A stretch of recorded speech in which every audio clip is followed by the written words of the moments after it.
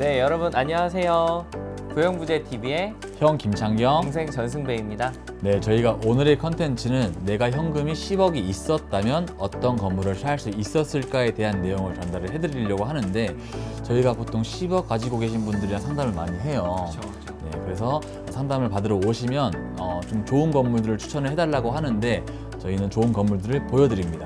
그런데 내가 살 수 있는 건물이 이 정도라고 생각을 하고 오십니다. 하지만 막상 저희가 보여드리면 이 정도로 생각을 하세요. 저희가 이런 내용을 진행하는 이유는 좀 현실을 보여드리려고 저희 영상을 준비했습니다. 최근에 매매된 사례들을 통해서 현금 10억으로 살 수 있는 건물들이 어떤 게 있는지 오늘 영상을 보시면서 투자에 대한 방향성을 정하셨으면 합니다. 네, 오늘 저희가 매매 물건을 4건 정도를 준비를 했는데요. 이 건물에 대한 셀링 포인트나 건물에 대한 단점들을 여러분들한테 자세하게 좀 설명을 드릴 예정이고요. 실질적으로 제가 중개를 했었던 건물이기 때문에 매수자분들의 반응이 어땠었는지 그런 부분도 저희가 좀 면밀하게 오늘 여러분들한테 설명을 좀 드려보도록 하겠습니다. 네, 저희가 이제 첫 번째 물건을 이제 설명을 드릴 건데요. 처음에 이제 매각 사례를 좀 드려보면은, 여러분들 이제 지도를 보시면 여러분들이 굉장히 조금 잘 아시는 상권 중에도 하나예요. 데이트 코스로도 굉장히 또 유명하고, 또 이제 3년 동안 서울에서 가장 핫하게 떠오른 상권 중에 또 하나다 보니까 좀 이 상권을 좀 자세히 보면은, 이제 홍대 입구역에서 이쪽에 경의선 숲길을 좀 이어지는 이 메인 상권이고요. 이쪽이 이 라인에서 여기 안쪽 공진시장과 연트럴파크의 가운데 안쪽 이면에 들어가 있는 건물입니다. 딱 연남동 상권 중심에 있는 건물이네요. 이쪽에 뭐 다 안쪽으로는 좀 워낙 좀 이제 뭐 식당가라던가 좀 연예인, 셀럽이나 이런 분들도 좀 많이 투자를 한 곳들도 많아가지고 좀 안쪽에 건물 사진을 보여드리면 바로 이 건물입니다. 깔끔하네. 건물 엄청 깔끔하죠. 네네.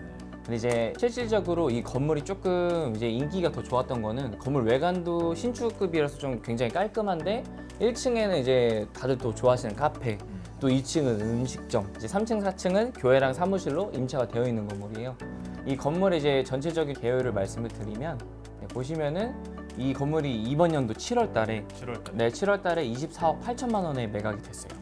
근데 이제 임대료 같은 경우도 750만 원이 이제 발생이 되다 보니까 이거를 저희가 이제 수익률을 계산하면은 3.8%. 네, 서울에 이제 요 꼬마 빌딩의 평균 수익보다는 더 높게 나오는 이제 수익이다 보니까 이게 조금 인기가 굉장히 많았고, 그리고 이제 대지 면적은 41평입니다. 이거를 이제 매매 금액이랑 계산을 해보면 평당 약 6천만 원이라는 금액이 나오는데, 이 건물이 2016년도에 지어진 신축 건물이에요. 그러다 보니까 저희가 이제 약간 건물 가격을 좀 반영을 하긴 했습니다. 이제 평당 250만 원이에요. 이 당시 금액으로.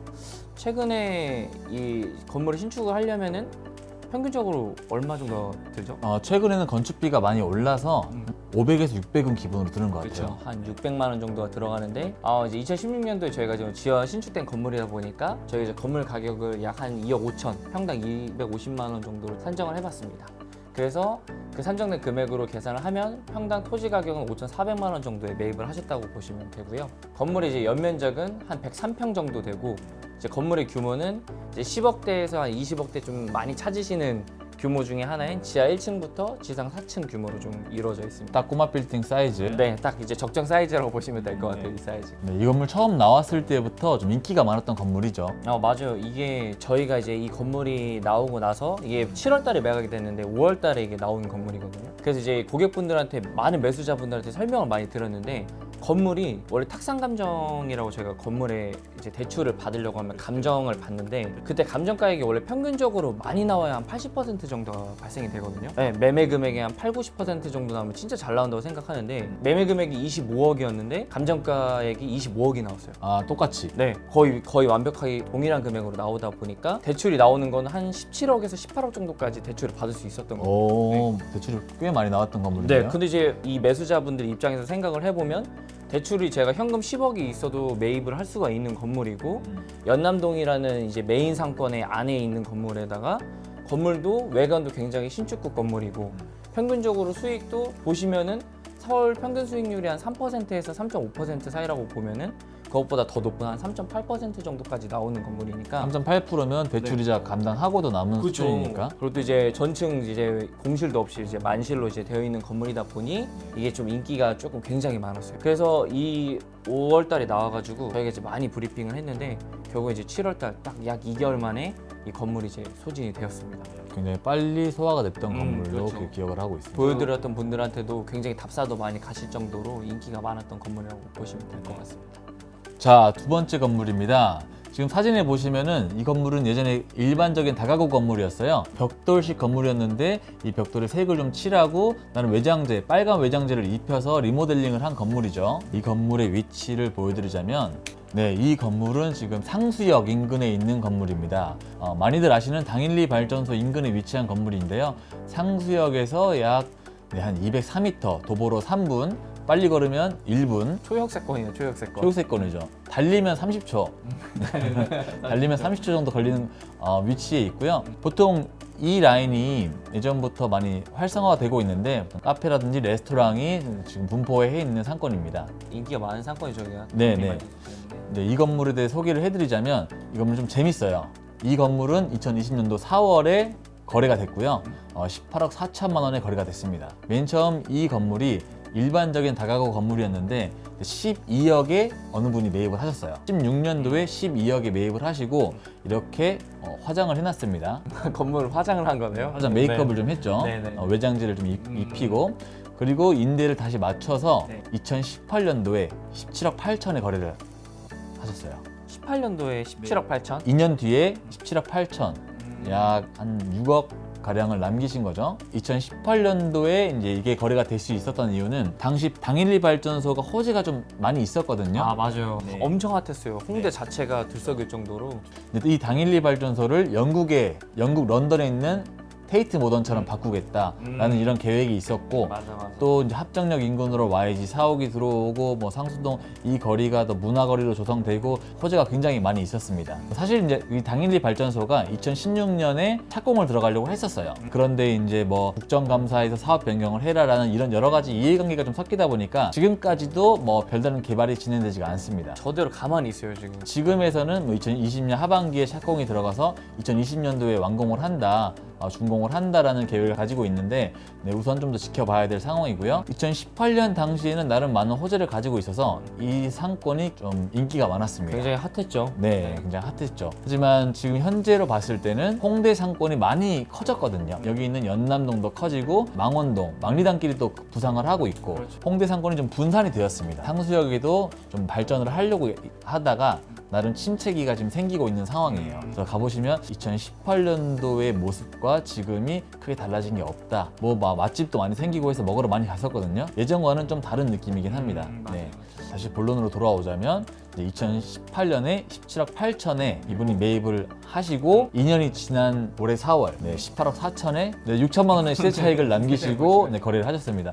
물론 이제 그때 당시에도 수익률이 4%는 나왔었기 때문에 임대 수익은 있었지만 나름 뭐 부동산으로 재미를 봤다라고 하기에는 6천만 원이라는 시세 차익이 좀 많이 빈약하죠. 수익률은 4%라서 높았는데 근데 이제 결과적으로 서울에 투자하신 것 치고는 너무 투자 수익이 없으셨던 것 같아요. 차익을 많이 못 보시고 이제 뭐 매각을 하셨고 맞아요. 이제 금액으로 따지자면 이 금액은 평당 9,200만 원에 거래가 되었습니다. 솔직히 이 상권에 비해서 이 9,200이라는 숫자는 좀 많이 비싸거든요. 저희가 판단을 하기에는 이 상권은 한 7천만 원 내외로 판단을 하고 있습니다. 심지어 작년에 이쪽 인근에 6천 중반에 거래가 된 사례도 있었고요. 네. 하지만 지금 이 평당 금액은 좀 비싼 감이 있더라도 이 평당 9,200이라는 금액이 현재 꼬마 빌딩이 품귀 현상을 보여주는 또 그 희소성이라는 금액이 반영된 사례라고 저는 생각을 합니다. 맞아요. 네네. 다음은 놀라시면 안 됩니다. 왜요? 다음에 저희가 지금 보여드릴 건물은 강남의 강남에 삼성동이에요. 삼성동? 10억 가지고 삼성동 건물 살 수 있다고요? 삼성동인데 심지어 더 놀라운 건 수익이 거의 4% 가까운 3.9% 발생한 수익이에요. 그런 매물이 있었다고요? 네. 제가 이제 건물 사진을 좀 먼저 보여드리면은 현재 이 건물이거든요. 건물도 지금 19년 건물이요, 신축 건물로 엄청 깔끔해요. 근데 놀라운 건 삼성동이라는 거 아까 제가 처음에 말씀드린 것처럼 이 건물이 지금 신축 건물인데 처음에 이제 신축을 하시고 임차를 받은 게 공유 주방이었어요. 여기 이제 임차를 하신 분이 주방을 풀로 다 세팅을 해놓으신 거예요. 냉장고도 가져다 놓으시고 내 식기들도 다 넣어서 다른 분들이 그냥 몸만 와서 아니면 본인들이 좀 필요한 기구들 조금만 가져와가지고 식자재라든지 네, 요리를 바로 하실 수 있게끔 만들어 놓은 게 공유 주방인데 임차인이 여기 세팅을 해놓으면 요리를 하실 분이 들어와가지고 요리를 만들어서 여러 사람들이 같이 요리를 하다 보니까 서로 맛도 봐주고 하면서 아이디어도 얻고 한다라는 그쵸, 그쵸. 최근 창업 아이템이라고 들었거든요. 네, 이게 좀 약간 좀 각광받고 있어요. 이게 네. 본인들 혼자서 운영하기 좀 힘드신 분들은 팀도 이제 만들어가지고 여기서 이제 음식을 만들어서 이제 판매도 할 수 있고 혹은 그게 아니면 혼자 오셔도 여기 주변 옆에 계신 분들한테도 여러 가지 조언을 들을 수 있기 때문에 공유 오피스처럼 임대료도 좀 약간 저렴하게 공유 주방을 쓸 수 있는 신개념 아이템이라고 생각하시면 될 것 네, 같습니다. 최근부터 많이 나오고 있죠. 네. 그다음에 이제 저희가 다음에 이제 물건 개요를 조금 설명을 드릴게요.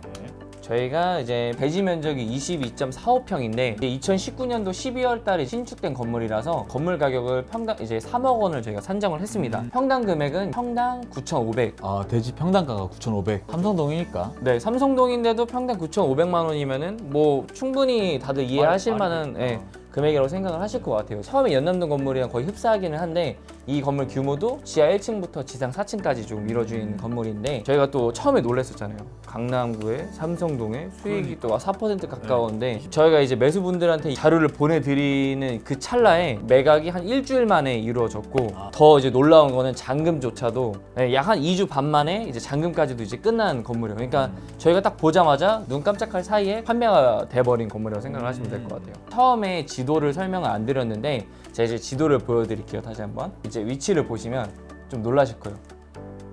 여기 코엑스 맞은편에 네, 여기가 삼성동의 메인 상권이거든요.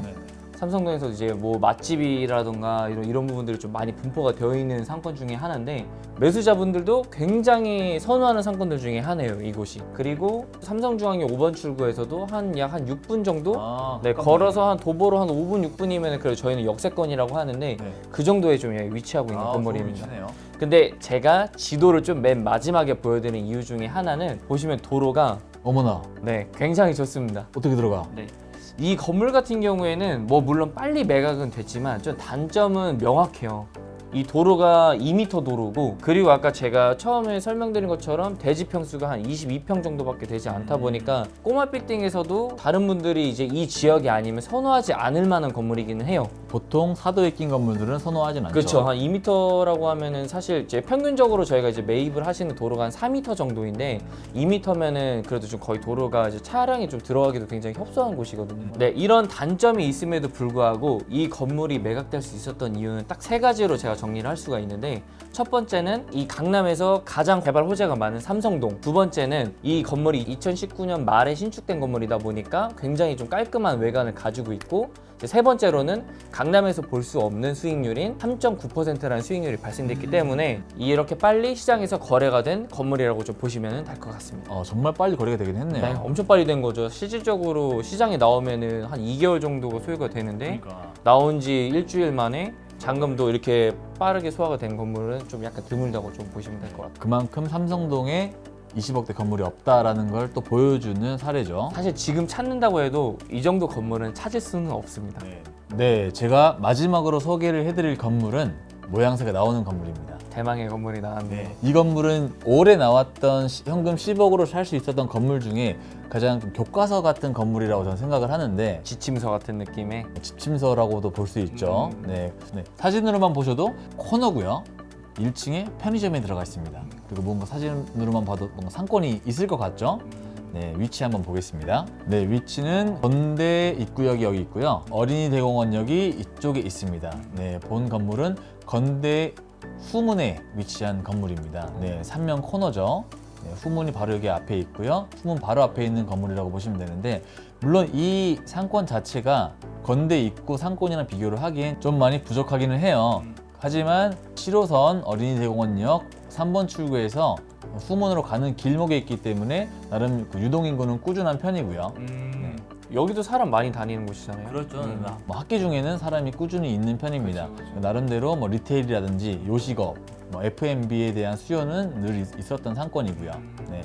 개요를 보시면 이 건물은 올해 4월에 거래가 된 건물입니다. 금액은 29억에 거래가 됐고요. 이것도 마찬가지로 저희가 탁감을 넣었을 때 27억 가량이 나왔습니다. 탁감도 이거 엄청 높게 나네요. 이것도 네. 낡은 건물처럼 보이는데. 네, 탁감 넣었을 때 27억이 나왔기 때문에 대출은 21억까지 가능했던 건물입니다. 그래서 현금 10억 내외로 살 수 있었죠. 그리고 이 건물의 가장 큰 장점은 건폐율입니다. 건폐율. 네네. 건폐율이 91%네요. 네, 건폐율이 91.8%를 받았어요. 이게 건축법 개정이 1970년도에 이루어졌는데 그 전까지는 좀 건축법이 좀 까다롭진 않았었거든요. 그래서 예전에 구도심 같은 경우를 보면은 단독주택이라든지 이런 상업용 건물이라든지 건폐율 90%인 건물들을 찾을 수가 있습니다. 알짜배기 건물 같은 느낌이네요. 땅이 52평인데 건축 면적이 47평인 거죠. 건축 면적 47평을 신축을 하려면 약 대지 면적 100평 정도가 필요하거든요. 그렇죠. 하지만 이거는 52평 대지에 총 47평의 건축 면적으로 올라가 있는 건물이라고 보시면 됩니다. 네. 그래서 1층만 한 47평으로 하고 있기 때문에 뭐 편의점도 넉넉하게 줄 수 있고 옆에 보시면 또 카페가 있어요. 네, 1층에만 52평짜리 대지에 1층에만 편의점과 카페가 들어가 있다고 생각하시면 됩니다. 이 건물을 저희가 좀 브리핑했을 때 유일한 단점은 수익률이었어요. 지금 이 건물은 2층 당구장과 상층부 주택을 소유주분께서 직접 직영으로 사용을 하셨는데 위에는 수익이 안 나오고 1층에서만 수익이 나오다 보니까 수익률이 1.4%. 저희가 앞서 봤던 건물들보다는 약간 수익률이 좀 떨어지긴 부족하죠. 그리고 현재 대출 금리가 약 2.5에서 2.7% 정도 나왔었는데 은행 이자도 감당하기 힘들 만큼 수익이 안 나왔던 건물인데 1층에서 총 임대료가 약 310만 원이 나왔었거든요. 네, 근데 현재 이 상권에 저희가 조사한 바로는 임대료가 약 평당 15만 원을 받을 수 있는 상권입니다. 이건 약 47평이다 보니까 대략 600만 원 이상은 받을 수 있겠다. 라고 저희가 추천을 드렸고요. 600만 원 정도면은 이 평균 수익률이 어느 정도까지 좀 발생될까요? 1층에서만 600만 원 나오고 상층에서 300만 원만 나와도 총 900만 원 정도가 나오는 건물이라고 생각을 하시면 되죠. 그것도 거의 한 약 4% 가까이 나오겠네요. 4%가 약간 좀 안 나오는 그런 건물이다라고 생각을 하시면 됩니다. 네네. 네. 그리고 이 건물 같은 경우는 현재 좀 오래된 건물이고 리모델링을 했을 때 뭐 전층 커피숍이라든지 임차를 맞출 수 있는 나름 잠재력이 큰 건물이어서 저희가 올해 가장 힘있게 브리핑을 했었던 건물이었습니다. 저도 이 건물 손님들한테 엄청 많이 추천드렸어요. 네. 근데 이제 약간의 큰 문제는 주택이었었거든요. 그때 당시에. 네, 3층이 주택이었습니다. 주택은 이제 대출이 안 나오기 때문에 네. 좀 주택에 대한 문제는 그때 당시 어떻게 해결을 하신 거예요? 이게 또 너무 고마운 게 보통 이런 매도자분이 없거든요. 3층 직영을 하고 있는 주택을 잔금 전에 근생으로 직접 용도 변경을 해주겠다라고까지 하셨습니다. 아, 이 건물주가 네네. 그 저희 사는 매수자분이 아니라 매도자분이 직접 해주신 거네요. 그렇죠. 어. 네,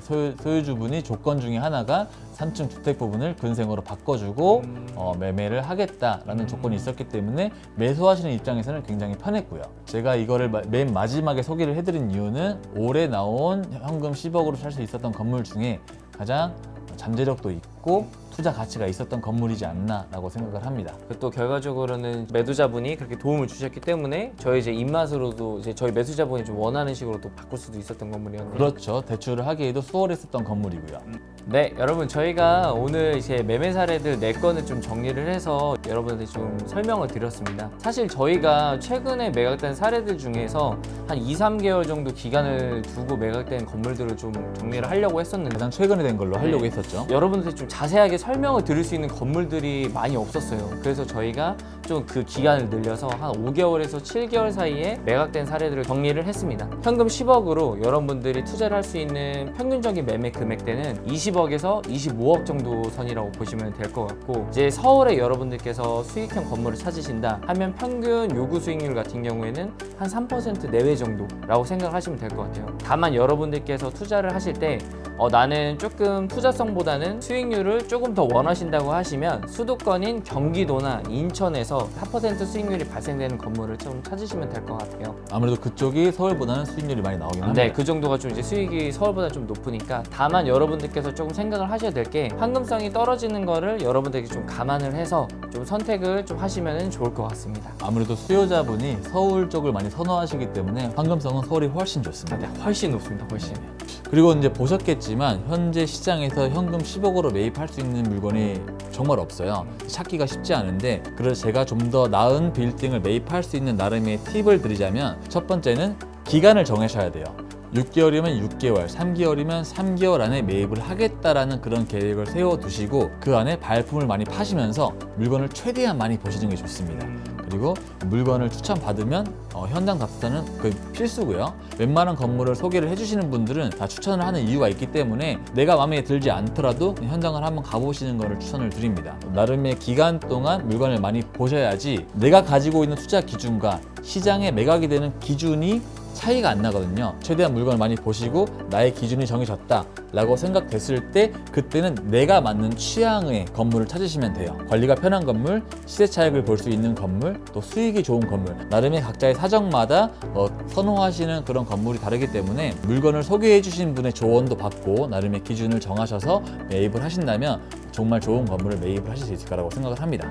네, 저희가 오늘은 10억 원으로 매입할 수 있는 건물을 알아봤는데 솔직히 10억 원대 건물을 찾다 보니까 쉽지가 않았습니다. 많이 어려웠어요. 저희가 자료를 정리함에 있어도 사실 10억대로 살 수 있는 건물들이 거의 대부분 20억, 25억 사이인데 그 자료들이 많지가 않다 보니까 저희도 굉장히 열심히 좀 찾았습니다. 네, 나름 좋다라고 생각되는 건물들을 매각 사례로 보여드렸는데요. 네, 다음 컨텐츠에서는 현금 30억으로 매입할 수 있는 건물을 저희가 가져와 보도록 하겠습니다. 열심히 정리해서 다시 또 돌아오겠습니다. 네, 그럼 저희 영상은 여기까지 마치겠습니다. 여러분의 구독과 좋아요는 저에게 큰 힘이 됩니다. 구독과 좋아요 부탁드릴게요. 감사합니다.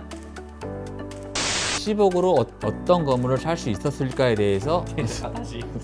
Sir. 내가 10억이 있었다면 어떤 건물을 살 수 있었을까에 대해서 진짜 목이 심각해 지금.